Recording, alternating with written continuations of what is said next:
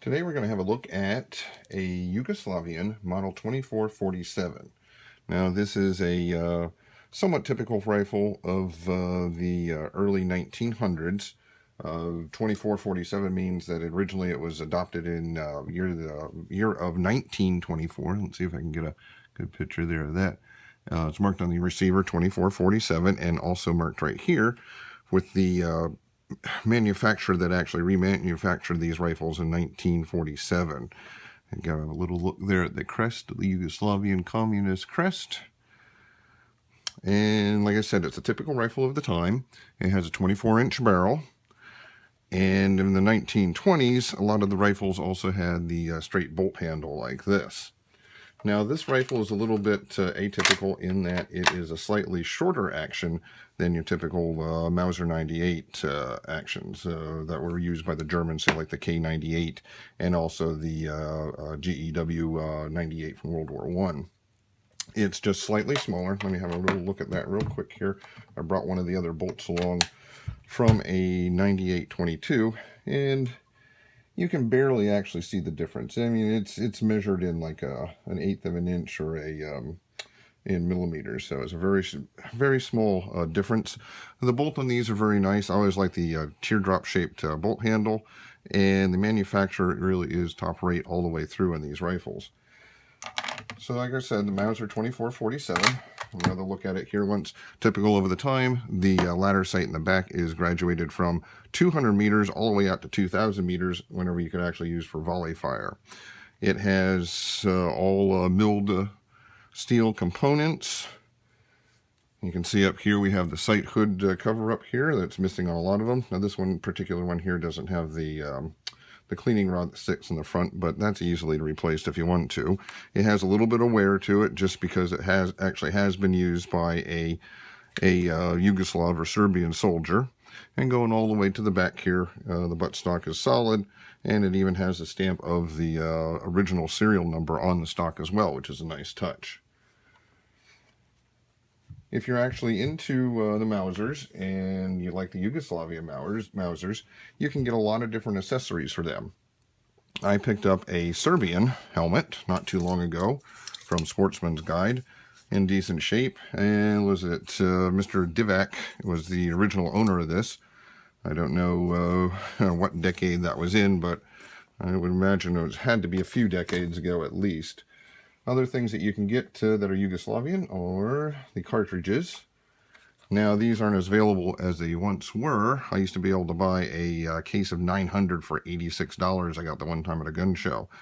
But these are still very useful to get. Some of them and some of them don't have the stripper clips included in the box. But very nice, clean ammunition, brass cased, and very reliable.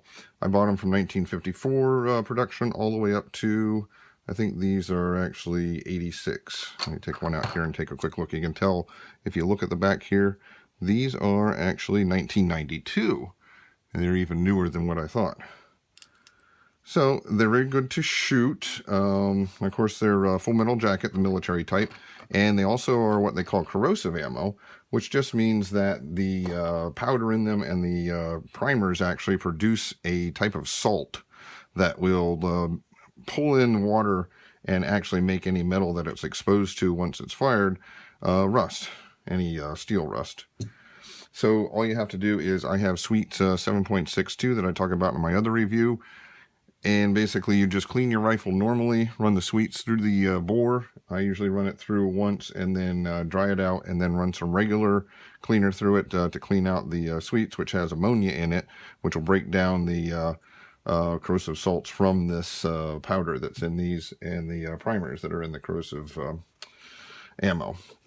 Some other things that you can get. This is a very good book for collectors only. I believe it's still in print, Serbian and Yugoslavia Mauser rifles. Now this book here goes through and details all of the different variations of the Serbian and Yugoslavian rifles. They even get into some of the semi-autos later, and they go into different ones other than just the Mausers. But they talk about very much so the 2447s and the Model 24 before they were 2447s. Highly recommended book. They are not very expensive. I think I got this for like $14. Worth its weight in gold if you're actually collecting things from that era. A couple other things that I got was a couple of these pouches. These are useful just for collecting mainly. You know, you can actually store your ammunition in them if you want to. So I think that would probably hold 20 rounds of ammo in each one of these pouches on each side. So you probably can fit 40 rounds in there, just guesstimating, because that box over there is actually 15 rounds. Anyways, that is the 2447, and I'll just go across a couple real quick things if you're not used to Mauser 98s with the action here. And everybody talks about having the control round feed action. That just means that the cartridges, whenever they're stripped from the case or from the magazine, slip underneath this here, which is called the extractor, on the bolt. And guess what? It's controlled round feed because it won't fall out unless you really wrap it. Goes into the chamber, fires, and as you pull it out, it actually hits. There's a little groove here where the ejector flies or goes through, and it, excuse me, kicks out the case. And then you load another one in. So that's one of the features of the Mauser, is the controlled round feeding that you hear about a lot. Now, the original military Mausers had, and some of the commercial Mausers actually have a safety on the back here.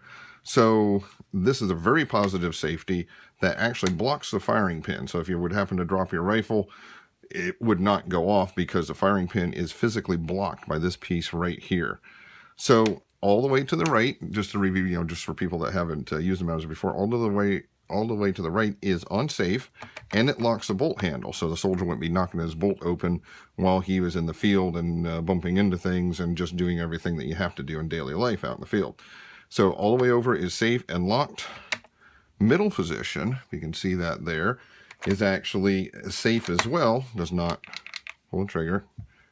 And you can actually open up the bolt and unload your rifle in safety with the safety on and not have the bolt locked. The other position, of course, is fire all the way over here. Now let's double check our bore here, since we had some ammo sitting on the table. We'll move over that way a little bit. And empty everywhere. So forward, and you just like so, and you can see there how the striker came in the back. So that's actually the back end of the firing pin that fits there. And that's the other thing too, is that these bolts are very easy to disassemble. Coxswain opening, of course, for the Mauser 98.